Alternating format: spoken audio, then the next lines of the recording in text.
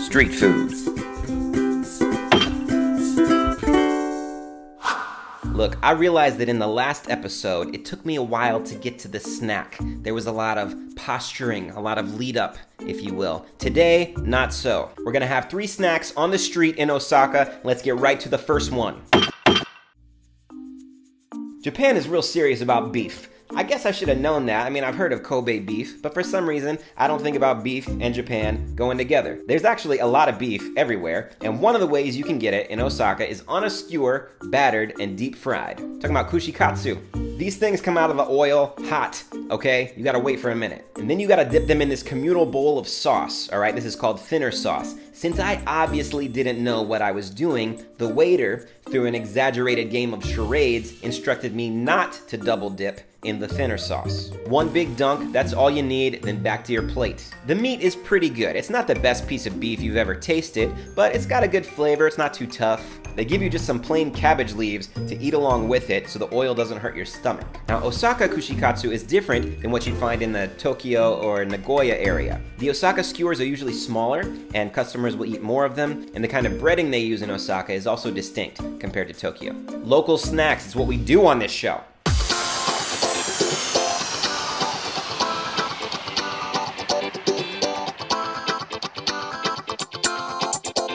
Everything you read online will tell you that Dotonbori is a can't-miss destination for street food in Osaka. Allow me to just confirm for you the accuracy of that information.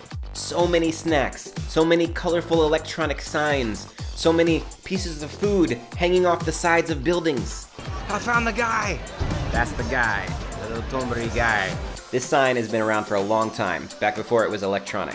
It's the Glico candy sign, and it's one of the main Dotonbori landmarks. The other one is a giant crab. Crab Kong. I want to keep this from you, but I'm not going to. I just stepped in vomit.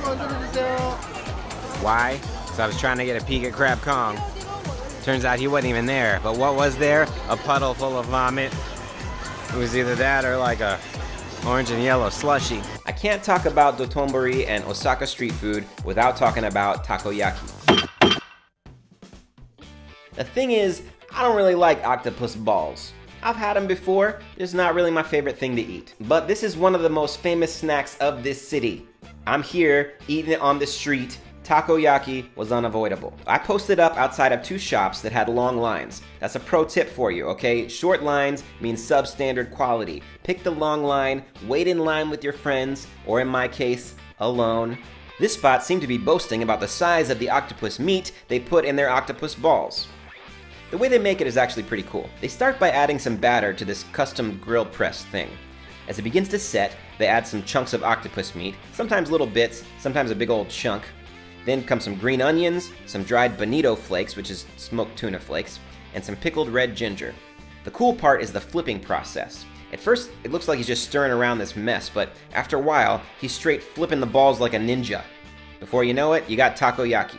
Then they finish it off with some sauce. Look, I tried it, I did not enjoy it. Okay, the octopus meat is fine, but the actual batter is just a little too wet for me still. I want it to be like octopus hush puppy, and it's just not like that. It's something about the tangy sauce and the batter. But look, a lot of people like it. Obviously, it's really popular in Osaka. So if you're in Osaka, you should probably surrender to peer pressure like I did. Of course, there is also the moral dilemma. Ask me how I feel about eating octopus. Not great, to be honest with you. Not because it's gross, but just because, you know, remember that time that Octopus predicted the winners of the Final Four or the NBA Finals or something? I clearly don't follow it, but I do know that Octopus made predictions that was, you know, right. So did I just eat a mystical creature? If it was mystical, it probably should taste it a little better. The nightlife in tourist spots like this can be pretty fun. I watched some local breakdancers for a while.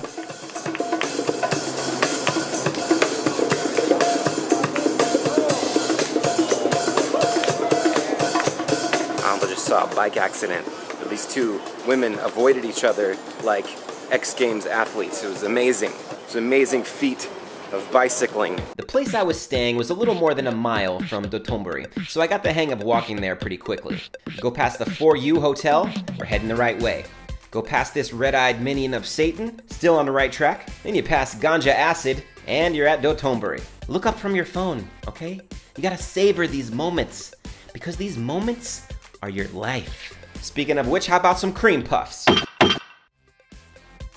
I'm not sure if there's a Japanese word for this, or if they just used the transliteration of cream puff, but I saw cream puffs all over the place in Osaka. And they were great. I went to this one chain store called Beard Papa. I know it's not the authentic back kitchen of some local artesian cream puff master, okay, but when you're a tourist, sometimes you just buy a cream puff. Beard Papa, it was good. There was a puff filled with cream, not the lumpy custardy kind, the good kind. And just so you know, I later discovered that Beard Papa is a local Japanese chain, and even though they got stores all over the world now, the original place started in Osaka. Wikipedia propping up my accidental culture win. I featured an Osaka institution by accident. Next week, I'm gonna take you to a museum, a snack museum. It's gonna be cool. Join us for that. Until then, eat it on the street and savor your life.